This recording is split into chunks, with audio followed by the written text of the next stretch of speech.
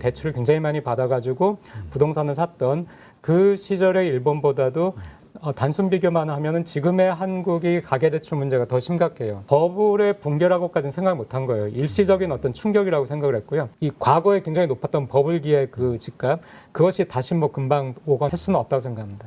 안녕하세요. 박종의 경제한방입니다. 집값이 뚝뚝 떨어지는 모습을 보면서 이 우리나라의 부동산 가격이 일본처럼 되는 거 아니냐, 이런 여러 가지 의견들이 지금 나와 있는 상황인데, 의외로 우리가 일본 버블 경제가 무너질 때 일본 부동산 가격 떨어졌다는 것만 알지 자세한 내막을 우리가 모르는 측면이 정말 많잖아요. 일본의 버블 경제 붕괴 과정에서 특히 부동산 어떻게 됐는지, 또 경제는 왜 그렇게 망가졌는지 와세다대 국제학술원 박상준 교수님과 함께 얘기를 나눠보도록 하겠습니다. 안녕하세요. 네, 안녕하십니까. 네. 자, 지금 국내에 지금 들어와 계셨잖아요. 네. 잠깐. 이 현재 한국 부동산 시장에서 나타나는 현상 보시면서 일본을 떠올리는 게 과연 기후인지 아닌지 어떻게 박상준 교수님 보셨을지가 좀 궁금합니다. 기본적으로 버블이 발생했고 그 버블이 붕괴됐다. 그래서 그 버블이 붕괴되면서 부동산 가격이 뭐 급속히 떨어진다 하는 면에서는 일본의 버블이나 아니면 우리가 2000년대 초반에 겪었던 미국의 그 버블, 그거와 유사하다고 볼 수 있습니다. 그러니까 완전히 같은 건 아니지만 미국의 버블이 일본의 버블과 달랐듯이 한국의 버블도 그 두 개의 버블과 다르지만 버블이 형성됐고 붕괴됐다는 점에서는 같다고 봅니다. 아, 그렇군요. 자, 그러면 일본의 이 부동산 버블 붕괴가 어떻게 진행되는지를 정확하게 알아야 우리나라하고 비교를 해가면서 앞으로 대비를 좀 할 수 있을 것 같은데요. 당시 일본의 버블 어떤 형태로 나타났었나요? 일본 같은 경우에는 아시다시피 85년에 플라자비가 있으면서 그 N고가 발생했고요. 그러니까 기업의 수익이 떨어지고 GDP 성장률도 낮아지고 하니까 거기에 대한 대응으로서 그 금융 완화 정책을 실시를 한 것이고요. 그것이 이제 금리를 인하하는 것이고 적극적으로 국내 경기를 부양하는 것이고요. 그러다 보니까 은행들 간의 대출 경쟁이 발생했고 미래에 대한 낙관이 있고 기업의 국제 경쟁력이 높았으니까 뭐 더 오를 거라고 생각한 사람들이 뭐 기업까지 또 일반 가게까지 해가지고 대출을 받아가지고 굉장히 많이 주식과 부동산 투자를 했고요. 지금 우리가 생각할 때는 굉장히 상상하기 힘들 정도로 대출 받아서 그거를 담보를 해가지고 또다시 대출 받곤 뭐 이런 식으로 했고요. 그렇게 하다 보니까 뭐 그게 걷잡을수 커졌는데 대출도 언젠가는 소득으로 갚아야 되기 때문에 소득과 너무 괴리가 된 자산은 공개하는데 그때 일본에서 그렇게 해가지고 90년 초부터 주식시장의 버블은 붕괴되기 시작했고요. 또 91년 중반부터 부동산 시장 버블도 붕괴됐는데 버블이 붕괴되기 전에는 또 이게 버블이라는 걸 인식을 하게 되잖아요, 사람들이. 그 당시는 뭐 버블 얘기는 안 했지만 너무 경기가 이제 뜨겁다 하는 게 그럼 교과서적으로 너무 뜨거우면은 또 금리를 인상해야 되잖아요. 그러니까 일본에서도 이제 80년대 후반 되면은 금리를 인상하기 시작했고 금리를 인상하기 시작하면은 대출을 받은 사람들이 부담감을 느끼게 되죠. 그럼 그 중에서는 나는 어느 정도 돈을 벌었고 지금 금리가 인상되고 있으니까 이 정도에서 팔아야 되겠다. 그런 사람들이 생겨나게 되고 그래서 결국에는 매수세보다 매도세가 더 많아지면은 그때부터는 그걸 버블로 인식하게 된 사람들에 의해서 뭐 매도세가 굉장히 걷잡을 수 없이 폭발하면서 그런 메커니즘에 의해서 일본에서는 뭐 버블이 붕괴가 됐죠. 이 말씀을 듣다 보니까 네. 약간 걱정이 되는 게 네. 금리를 우리나라 같은 경우는 좀 미국의 페드 때문에 네. 연준이 막 올리니까 네. 강제로 인상했다. 네. 일본은 버블을 스스로 잡으려고 자기들이 인상했다. 네. 요거 빼놓고는 뭔가 비슷한 점들이 굉장히 많아 보이거든요. 네. 그러면 네. 일본의 사례하고 우리나라하고 보셨을 때 좀 비슷한 점, 네. 또 그래도 좀 차이점이 있다면 어떤 네. 부분이 있을까요? 네, 그거를 우선은 그 일본의 버블하고 미국의 버블에 비교해서 한국을 한번 비교를 해볼게요. 일본 같은 경우에는 버블이 붕괴되고 나서 회복을 못했어요. 그러니까 1984년 정도부터 그 이전부터 뭐 일본에서도 부동산 가격은 계속 올랐지만 굉장히 급속하게 오른 것은 84년, 85년 정도부터 90년, 91년까지인데 91년에 깨지고 나서는 2005년까지는 지속적으로 떨어졌거든요. 그러니까 15년 기간이죠. 14년, 15년 기간 동안에는 일본에서는 지속적으로 떨어져가지고 2005년에 도쿄의 부동산 가격은 1984년, 20년 전의 부동산 가격으로 되돌아갔어요. 그 뒤에 다시는 그 버블기에 형성됐던 그 부동산 가격을 도쿄에서 다시 만들어내지 못했습니다. 네. 그 뒤에 2005년부터는 경기에 따라서 왔다 갔다 했거든요. 근데 미국 같은 경우에는 2007년에 서프라임 몰지 크라이시스 하면서 버블이 붕괴가 됐었고요. 버블 이전으로 돌아갈 정도로 굉장히 폭락을 했죠. 폭락을 했지만은 미국은 2006년, 7년도에 고점을 그 뒤에 갱신을 하거든요. 미국은 더 높아졌어요. 한국도 이제 그럴 수 있겠느냐 하는 것인데 그 버블 이후에 미국과 일본을 비교해 보면은 미국에서는 인구가 꾸준히 늘었고요. 일본에서는 그 1996년 정도부터 생산 가능 연령 인구가 줄기 시작했거든요. 그리고 일본은 2005년 정도에 초고령 사회로 진입했고요. 그러니까 인구 구조에 있어서 일본이 그 미국과는 다르죠. 미국은 인구가 계속 증가를 했으니까. 근데 그 점에 있어서는 한국이 일본하고 비슷해요. 그러네요. 네. 미국처럼 뭐 네. 반등을 할 것이냐 해서 네. 우려되는 점 중에 하나는 인구 구조 때문에 일본하고 네, 그렇습니다. 비슷하네요. 네. 일본에서는 이제 디플레이션 시대가 왔잖아요. 부동산 가격뿐만 아니라 전반적으로 굉장히 안 좋았고 2010년대 들어서 고용이 회복되긴 했지만은 90년대 그 버블이 끝나고 나서는 굉장히 그 고용이 안 좋았어요. 근데 고용이 안 좋은 것도 지금의 한국하고 비슷하긴 해요. 그런데 거기에 비해서 좋은 것이 있습니다. 90년대 중반에 일본 기업이 쇠퇴하고 있을 때 80년대 마인드를 가지고 있었거든요. CEO들도. 그러니까 또 그 전에 미일 반도체 협정이 있어가지고 이제 반도체가 쇠락을 하고 있는데 그런 거를 알질 못했어요. 그 와중에 중국과 타이완과 한국의 기업들이 치고 올라왔고 또 미국에서는 이제 IT로 전환이 이루어지면서 소니 같은 경우에 그 워크맨에서 뭐 선풍적인 인기를 끌었지만은 그 뒤에는 애플에서 나온 뭐 그 아이파드라든가 그런 걸로 다 넘어갔죠. 이 점에 있어서는 지금의 한국 기업들은 그 90년대 일본 기업에 비해서는 굉장히 그 국제적인 비전이라든가 전망이라든가 긴장감이라든가 그런 점에서는 지금의 한국이 좀 더 그 버블 이후의 일본보다는 낫습니다. 네. 근데 여기서 이제 일본보다 우리가 나쁜 점 중에 하나로 약간 걱정되는 게 인구가 일본의 합계 출산율이 버블 붕괴될 때 뭐 1.3이나 1.4는 됐잖아요. 근데 네. 우리나라는 한 0.7대이고 네, 네. 그래서 우리나라 인구 감소 속도가 훨씬 빠른데다가 네. 그다음에 가계부채 GDP 대비 가계부채나 이런 걸 보면 우리나라가 또 역시 뭐 한 1.5배 이상 더 나쁜 게 아닌가 네. 이런 생각이 좀 들었거든요. 그래서 네. 두 가지 측면 우리가 일본보다 나쁘네라는 걱정도 했거든요. 어떻게 네. 보시나요? 가계대출은 버블 붕괴 당시 30년 전에 일본하고 딱 비교하기가 좀 나쁜 것은 그때에 비해서 지금의 금융이 굉장히 팽창을 많이 했습니다. 전 세계적으로. 그렇긴 하지만은 버블이 정점에 있었을 때 일본인들이 대출을 굉장히 많이 받아가지고 부동산을 샀던 그 시절의 일본보다도 단순 비교만 하면은 지금의 한국이 가계대출 문제가 더 심각해요. 부채 비율 같은 게 더 높거든요. 그러니까 이거는 뭐 선진국에서 유례를 찾아볼 수 없을 정도로 가계부채 문제는 지금 한국이 안 좋긴 하죠. 그래서 더욱더 일본의 상황을 좀 더 짚어봐야 될 것 같은데 부동산 버블이 꺼졌다고 해서 뭐 경제 위기가 잠깐 올 수도 있겠지만 경제 불황을 뭐 잃어버린 20년, 30년 이런 소리가 나오게 정말 경제가 어려울 필요는 없잖아요. 네. 도대체 일본은 왜 그렇게 된 겁니까, 도대체? 네, 이게 일본 입장에서도 처음 겪은 일이지만 2차 세계대전 이후에 선진국 경제에서도 처음 겪은 일이거든요. 그렇게 굉장히 강력한 버블이 형성되고 그 버블이 붕괴되는 것은 그렇기 때문에 단기적인 정책 실패들이 있었습니다.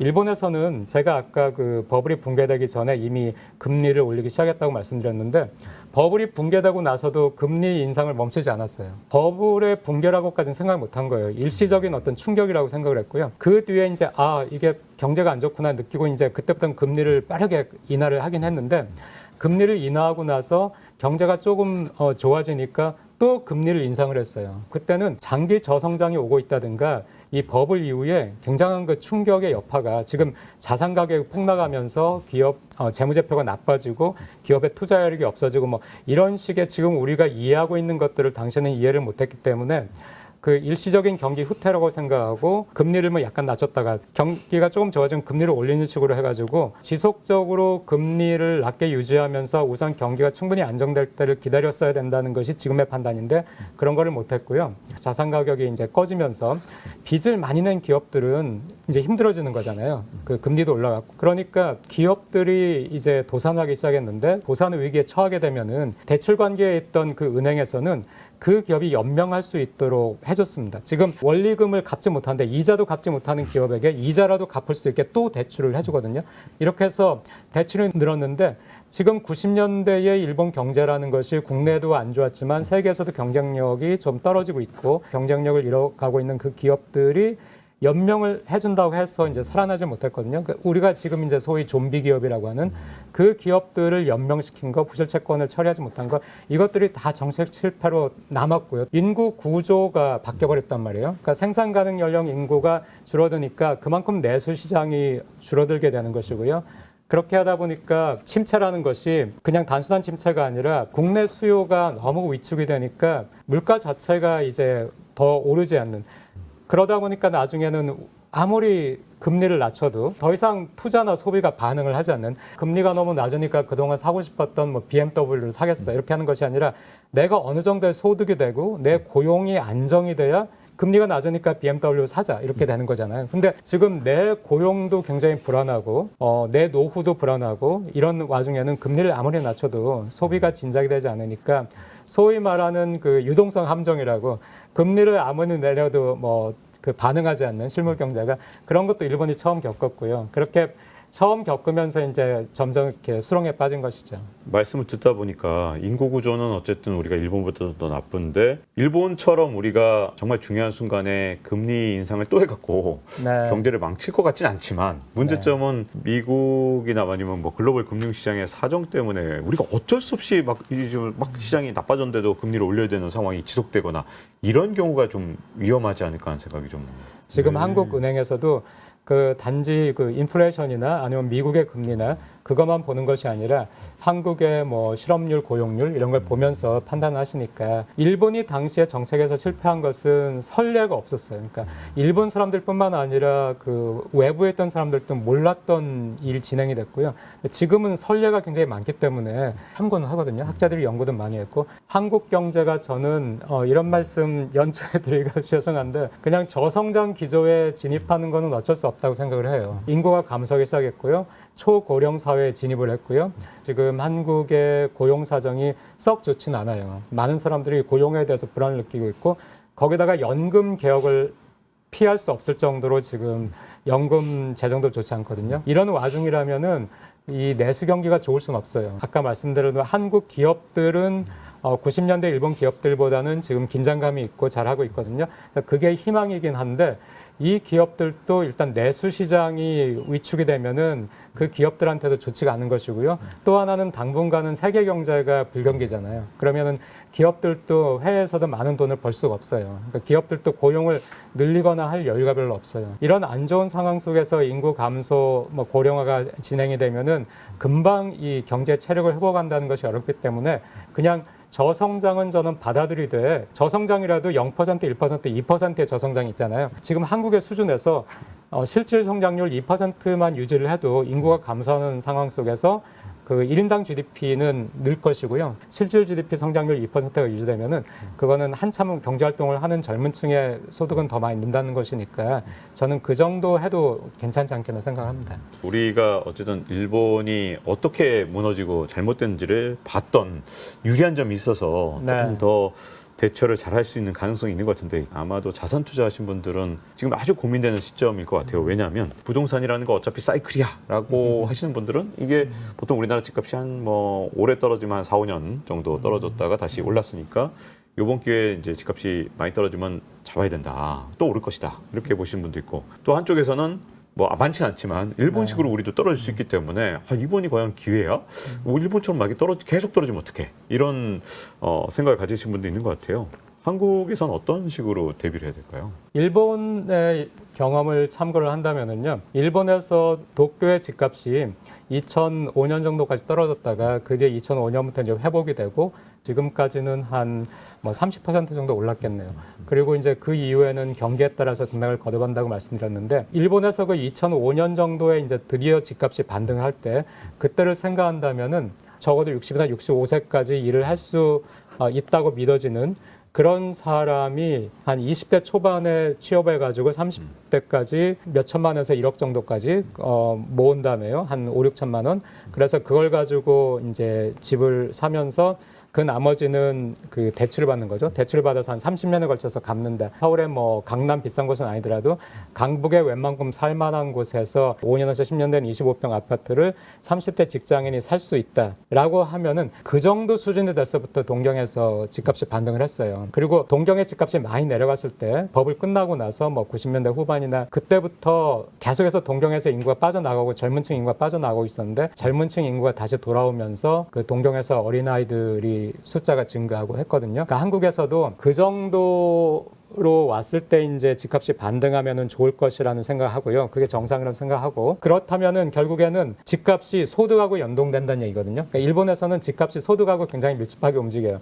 소득이 증가할 때는 고용이 좋고 할 때는 집값이 올라가거든요. 그러니까 한국에서 너무 고통스럽게 생각할 것이 없는 것이 이제 한국에서 소득이 오른다면 고용이 좋아지고 소득이 오른다면은 집값은 떨어지지 않고 오를 거예요. 회복이 거기에 맞춰가지고 하지만은 그 집값이 비정상적으로 높은 한 해는 또다시 한번 깨질 수밖에 없어요. 그런 분들이 제일 마음이 아프죠. 지금 대출을 해서 샀는데 좀 많이 떨어지면은 대출 이자만 비싸고 근데 그 거주 목적으로 한 집을 샀는데 그 집이 지금 대출 이자가 너무 비싸다 하는 경우에는 고정금리로 대출 이자를 낮춰주는 정부 정책, 지원 정책 같은 것이 필요하다고 생각하고 집값은 오르지 않는다 하더라도 결국에는 소득이 증가하면서 내가 가질 만한 여유가 되는 살만한 그렇게 만드는 것이 저는 최선이라고 생각합니다. 현재로서는 이제 부동산 시장에서는 약간 버블이 붕괴되는 그런 조짐이 보인단 말이죠. 그렇다면 혹시 한국형 버블 붕괴라고도 볼 수도 있을 것 같은데 현재 뭐 이게 마일드할지 아니면 정말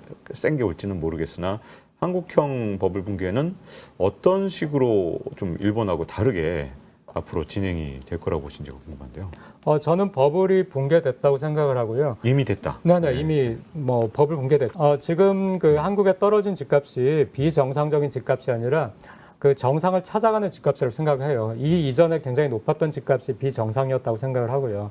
그러니까 버블 붕괴된 후에 정상을 향해 찾아가고 있는 것인데 정상이라는 것은 뭐 웬만한 소득을 가진 사람이 그 집을 구입하는 것이 아주 어렵지 않은 그런 정도가 정상이라고 생각하지만은 정상대로 집이 갈 것인가 아니면은 거기서 또 막 더 폭락을 할 것인가 아니면 더 높아질 것인가 하는 것은 금리에도 달려 있고 우리의 정책에도 많이 달려 있거든요. 지금은 굉장히 규제를 풀고 있는데 이 규제를 풀다가 또 집값이 반등을 하면은 그때는 다시 규제를 할 것인가 뭐 이런 거에도 달려 있고 지금 금리가 높아지고 있는 추세지만은 전 세계적으로 다시 불황이 온다고 하면은 금리를 또 낮추는 것이냐 이런 거에 따라서도 달라지니까 그 정리해서 말씀드리면은 버블은 붕괴됐고 지금 현재 이제 조정 기간 중에 있는 것인데 이 조정 기간 중에서 정상이라고 우리가 생각할 수 있는 어떤 집값 우리가 정책을 통해서 유도를 하는 것이 좋다고 생각하고요. 너무나 많은 정책 변수가 있기 때문에 그 딱히 예측을 할 수는 없지만은 이 과거에 굉장히 높았던 버블기의 그 집값 그것이 다시 뭐 금방 오건 할 수는 없다고 생각합니다.